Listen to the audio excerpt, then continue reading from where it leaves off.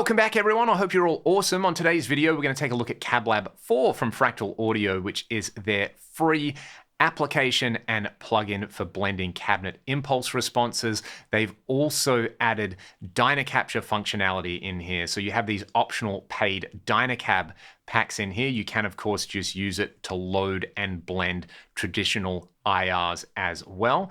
But I think the thing that's going to be most interesting to a lot of people are these Dynacab packs. For example, if I take this 2x12 double verb over here, I've got 6 different microphone choices in here for this cab, and I can move the virtual mic position and distance around on here, apply filtering and change the level. There's 4 cab slots, so you can load up either these Dynacaptures from the same cabinet, various Dynacaptures, or Dynacaptures and traditional static IRs. You can come in here and zoom in on the cab and really dial in your positioning and distance over there. There's an align tab. There is a global high and low cut. You've got different ways to audition with this. So I'm using it as a standalone desktop application at the moment, which means that I can basically play either my Fractal gear or anything else that's going into my audio interface through this and play around with these cabs. Furthermore, you've got the option to connect to your Fractal gear in here and use, say, live software monitoring and bypass the cab sims in the AX while you process with this. Again, it is a plugin, so if you want to apply this to pre-recorded uncabbed guitars, you can do that. There are some tools for impulse response capture and conversion in here, as well as the cab pack manager.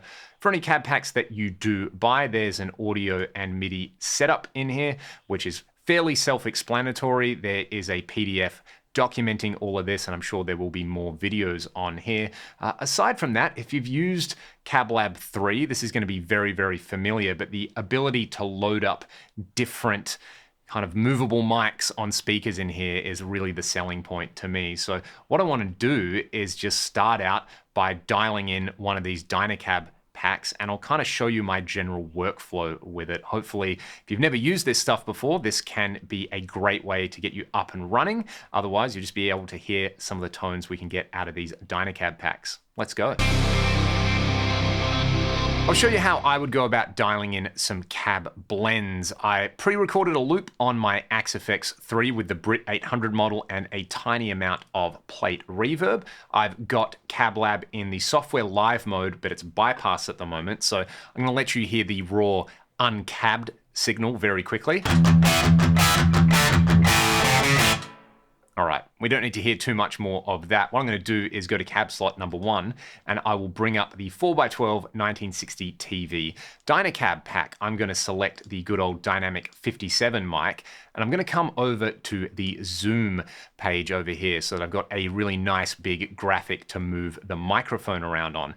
So what I'm going to do is I'm going to play that loop, and the first thing I'm going to do is listen to the high end. I'm just going to move this little virtual microphone to the right, and I want to get it to the point where I'm just taking out enough of that sizzle. Once I've got that where I like it, I'm going to pull the distance back a little bit, kind of like a low cut. So I'm using the position to control the high end and the distance to control the low end. Let's do it.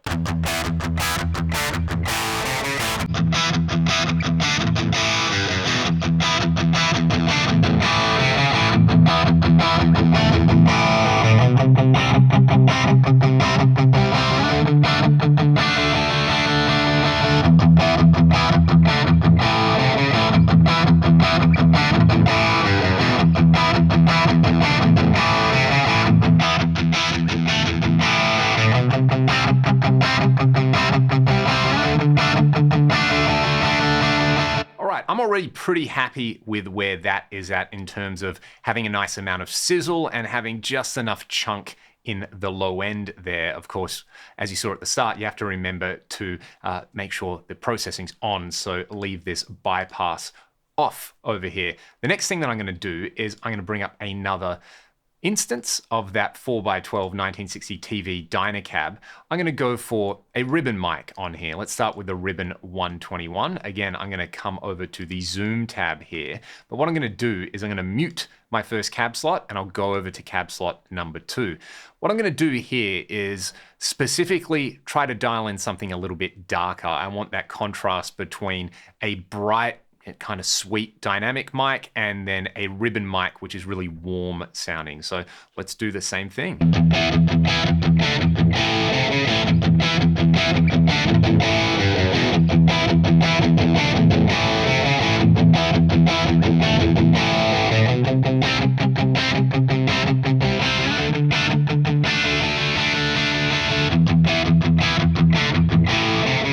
Getting a kind of faux room sound because I've pulled that back so far on there. It's also really interesting going around the full 360 degrees of the speaker, because you can hear when you find a particular sweet spot, you might want to sweep it all the way around and kind of fine tune it. So with that in mind, let's go back to the 57. You can kind of see I had this spot that I liked on it. I'm just going to sweep that around 360 and see if I can find a slightly sweeter spot there. Then I'm going to blend the two mic choices.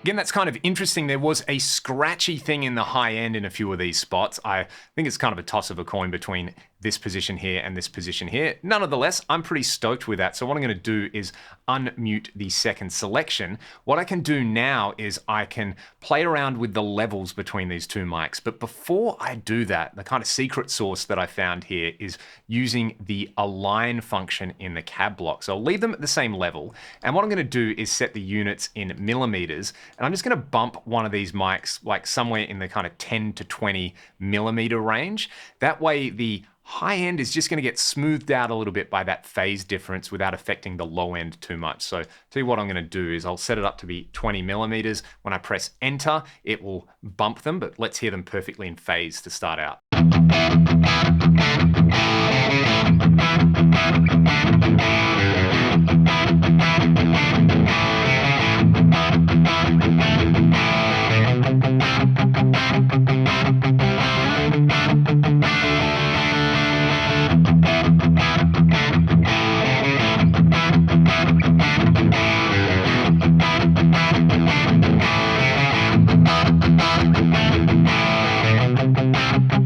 Now with both mics at the same level, it was a little dark sounding to me, so I just pulled a little bit of the ribbon down. The last kind of little bit of pixie dust I can put on there is applying a global low and high cut on here.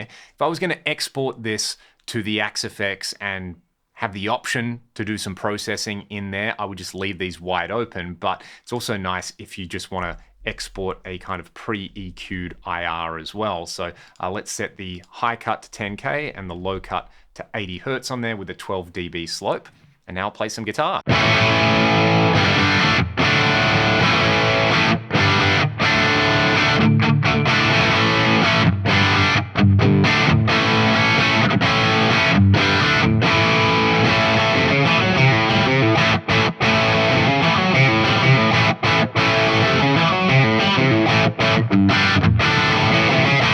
To take that further, I could try the alternative choices for each mic. So let's try a dynamic SM7 instead of the 57.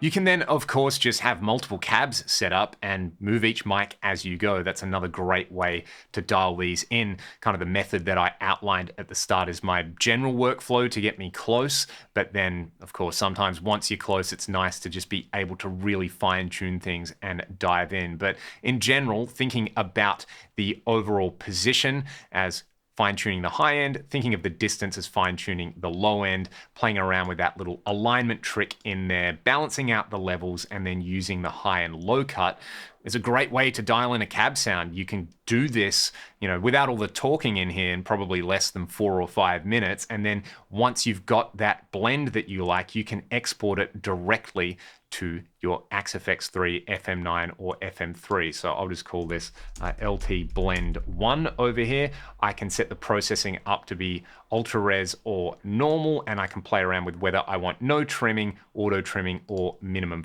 phase. I can then save it to hardware or save it to my Mac. I'm actually going to save it to my Mac right now. The cool thing about that is it will export it in both .ir and .syx format in there. So if you wanted to load that blend into CabLab and do some more blending with it, you can do that. You can also save the session up here. So I'll just call this one LT Demo, save it where I like it on my computer, and then recall this anytime I want to work with it. I can then load that cab into my Axe-FX3, and then I've got the tone set up. It's already pre-EQ'd. I've got those sounds dialed in, and it just loads in a standard IR slot.